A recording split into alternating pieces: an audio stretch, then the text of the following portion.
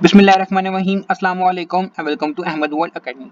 23 मई को सैटरडे वाले दिन क्लास 11 के स्टूडेंट्स का इंग्लिश का पेपर है। आपके इंग्लिश के पेपर में जो क्वेश्चन नंबर 4 है उसमें आपका लेटर और एप्लीकेशन इंक्लूड है।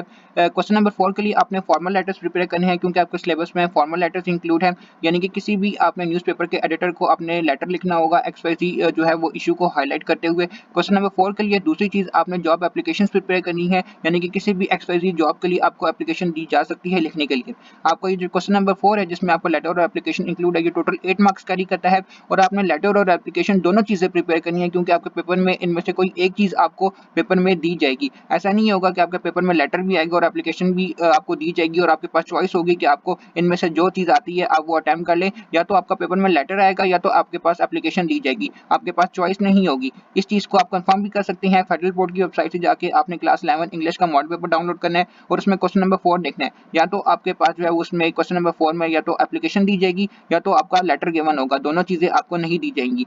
इसलिए मैं आपको जो है वो सैंपल के थ्रू आपको लेटर और एप्लीकेशन दोनों का पैटर्न को मैं आपको इस वीडियो में समझाऊंगा। और इसके अलावा आपका पेपर में फिर क्वेश्चन नंबर 6 है जिसमें आपने रिपोर्ट लिखनी है। रिपोर्ट का क्या पैटर्न है, रिपोर्ट का क्या फॉर्मेट है, उसको आपने किस तरह अटेम्प्ट करना है, वो भी मैं आपको इस वीडियो में एक्सप्लेन करूंगा।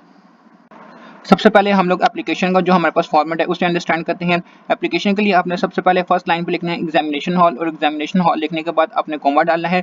नेक्स्ट लाइन में फिर आपने लिखना है सिटी ABC। सिटी ABC लिखने के बाद आपने फुल स्टॉप डालना है। उसके बाद फिर नेक्स्ट लाइन में आपने डेट मेंशन करनी है। 23 मई को आपका पेपर है तो आपने मई 23 लिखना है, उसके बाद कॉमा डालना है और 2026 लिखने के बाद आपने लास्ट में फुल स्टॉप डालना है। उसके बाद फिर आपने एक लाइन स्किप करनी है। लाइन स्किप करने के बाद मैंने यहाँ पे द प्रिंसिपल लिखा है, उसके बाद कॉमा डाला है और उसके बाद नेक्स्ट लाइन में फिर मैंने लिखा है हायर सेकेंडरी स्कूल। यहाँ पर द प्रिंसिपल और हायर सेकेंडरी स्कूल इसलिए मेंशन किया गया है क्योंकि मेरे पास एप्लीकेशन का जो सब्जेक्ट है, एप्लीकेशन का जो मेरे पास टॉपिक है वो ये है कि इंग्लिश टीचर के लिए मैंने जो है एप्लीकेशन ये मैं लिख रहा हूँ। आपकी एप्लीकेशन का जो भी सब्जेक्ट होगा या जो भी आपके पास टॉपिक होगा उसके अकॉर्डिंग आपने डिपार्टमेंट के जो हेड है या कंपनी का जो हेड है उसकी डेजिग्नेशन यहाँ पे आपने मेंशन करनी है। और उसके बाद फिर नेक्स्ट लाइन में फिर आपने जो कंपनी का नाम है या डिपार्टमेंट का जो नाम है आपने वो आपने मेंशन करना है। उसके बाद आपने लिखना है सिटी ABC, उसके बाद फिर फुल स्टॉप डालना है और उसके बाद फिर आपने एक लाइन स्किप करनी है। यहाँ पर लाइन स्किप करना आपके पास ऑप्शनल है, अगर आप करते हैं तब भी ठीक है, अगर नहीं करते तो उससे आपके मार्क्स डिडक्ट नहीं होंगे। उसके बाद आपने सब्जेक्ट की हेडिंग देनी है, सब्जेक्ट आपकी एप्लीकेशन का जो भी है आपने वो मेंशन करना है और उसके बाद फिर आपने लाइन स्किप करनी है। अगेन यहाँ पर लाइन स्किप करना आपके पास ऑप्शनल है। उसके बाद डियर सर और मैडम लिख के आपने कॉमा डालना है और उसके बाद फिर आपने जो आपकी एप्लीकेशन है, आपका जो भी उसका टॉपिक है, सब्जेक्ट है, आपने उसे एक्सप्लेन करना स्टार्ट करना है। जब आप अपनी एप्लीकेशन का जो टॉपिक है, जो आपकी लेटर की एप्लीकेशन की मेन बॉडी है, जब आप उसे कंप्लीट कर लें तो लास्ट में आपने योर सिंसियरली लिखना है और योर सिंसियरली के बाद आपने फुल स्टॉप डालना है। अब यहाँ पे आप योर्स फेथफुली, योर्स ट्रूली ये भी लिख सकते हैं और लास्ट में आपने XYZ लिख के आपने जो एप्लीकेशन है उसे कंप्लीट कर देना है।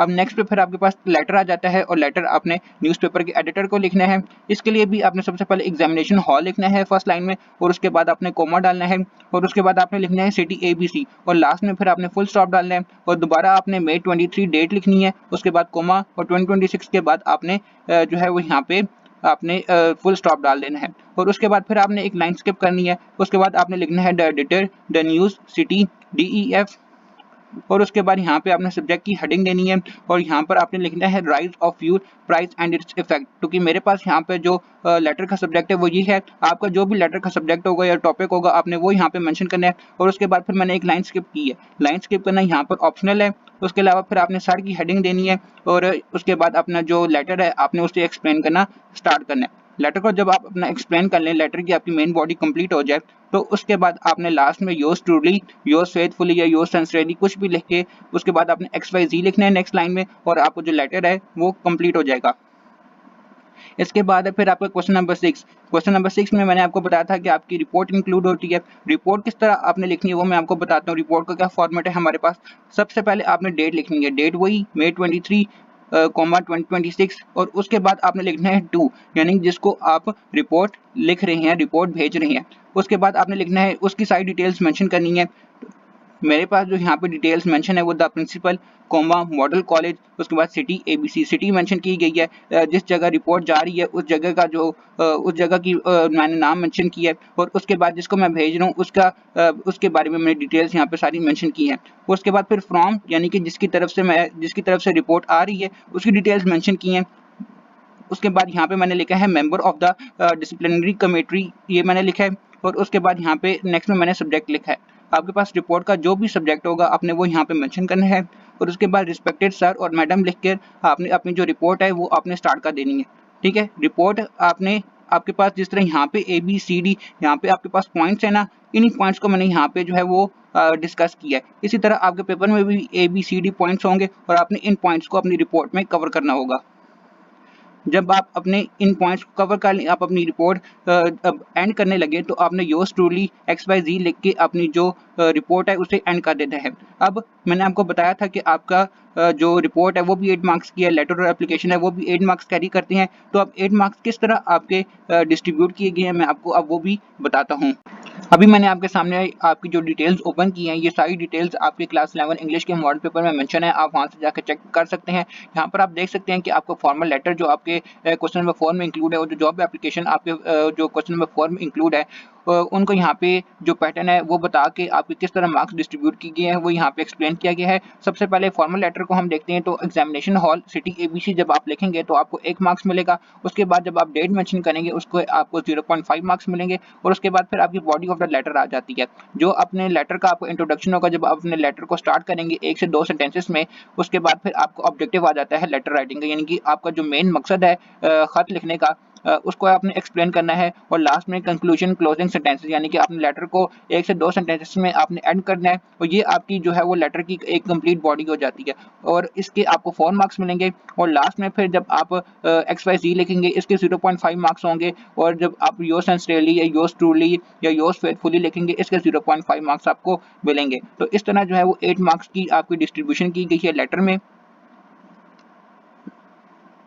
एप्लीकेशन में आपके 8 मार्क्स इस तरह डिस्ट्रीब्यूट किए गए हैं कि सबसे पहले जब आप अपने ऊपर की सारी एप्लीकेशन की जो डिटेल्स हैं स्टार्टिंग की, जब आप वो सारी मेंशन करेंगे तो उसके 1 मार्क्स आपको मिलेंगे। उसके बाद फिर जब आप सब्जेक्ट मेंशन करेंगे उसका 1 मार्क्स आपको मिलेगा। फिर उसके बाद लेटर आ जाती है आपकी सॉरी एप्लीकेशन की, आपके पास यहाँ पे बॉडी आ जाती है। 1 से 2 सेंटेंसेस जब आप इंट्रोडक्शन के लिखेंगे, उसके बाद फिर जब आपका जो एप्लीकेशन का मेन मकसद होगा लिखने का उसे जब आप 3 to 6 सेंटेंसेस में एक्सप्लेन करेंगे और लास्ट में फिर जब आप क्लोजिंग जो आप 1-2 सेंटेंसेस लिखेंगे तो ये जब आपकी एप्लीकेशन की मेन बॉडी कंप्लीट हो जाएगी तो उसके 5 मार्क्स आपको मिलेंगे।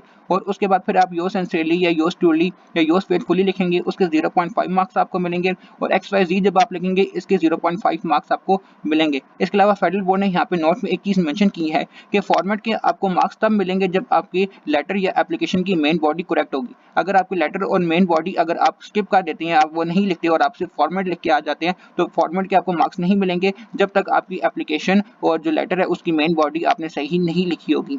इसके अलावा फिर आपके पास आ जाता है क्वेश्चन नंबर 6। अब क्वेश्चन नंबर 6 में मैंने आपको बताया था कि आपकी रिपोर्ट इंक्लूड होती है। तो रिपोर्ट में आपका जो सारा फॉर्मेट है उसमें किस तरह मार्क्स डिस्ट्रीब्यूट किए गए हैं कि जब आप डेट लिखेंगे तो उसके 0.5 मार्क्स आपको मिलेंगे। 2 में यानी कि जिसको आप रिपोर्ट भेज रहे हैं उसकी जब आप सारी डिटेल्स मेंशन करेंगे उसके 0.5 मार्क्स आपको मिलेंगे। उसके बाद फिर फ्रॉम यानी कि जो रिपोर्ट भेज रहा है वो अपनी जब डिटेल्स मेंशन करेगा उसके 0.5 मार्क्स आपको मिलेंगे। फिर उसके बाद सब्जेक्ट जब अपनी रिपोर्ट का लिखेंगे उसके 0.5 मार्क्स आपको मिलेंगे। फिर जब रिपोर्ट में जब आप अपने सारे वो जो पॉइंट्स हैं उनको कवर करेंगे, इंट्रोडक्शन लिखेंगे, रिपोर्ट की बॉडी होगी और फिर जब अपने जो रिपोर्ट को एंड करेंगे योर्स ट्रूली लिख के XYZ के साथ, इसके आपको 1 मार्क्स मिलेगा इंट्रोडक्शन के। रिपोर्ट की जो मेन बॉडी होगी उसके 4 मार्क्स होंगे। फिर जब एंड करेंगे अपनी रिपोर्ट को उसका 1 मार्क्स आपको मिलेगा। तो इस तरह आपकी जो रिपोर्ट है उसमें ये 8 मार्क्स डिस्ट्रीब्यूट किए गए हैं। आपको मैंने इस वीडियो में एप्लीकेशन, रिपोर्ट, लेटर इन तमाम का फॉर्मेट पैटर्न मैंने आपको समझा दिया है और किस तरह आपके मार्क्स डिस्ट्रीब्यूट किए गए हैं वो भी मैंने आपको बता दिया है। मैं उम्मीद करता हूँ ये वीडियो आपके लिए काफ़ी हेल्पफुल होगी। इंशाल्लाह मिलते हैं एक नई वीडियो में, तब तक के लिए अल्लाह हाफ़िज़।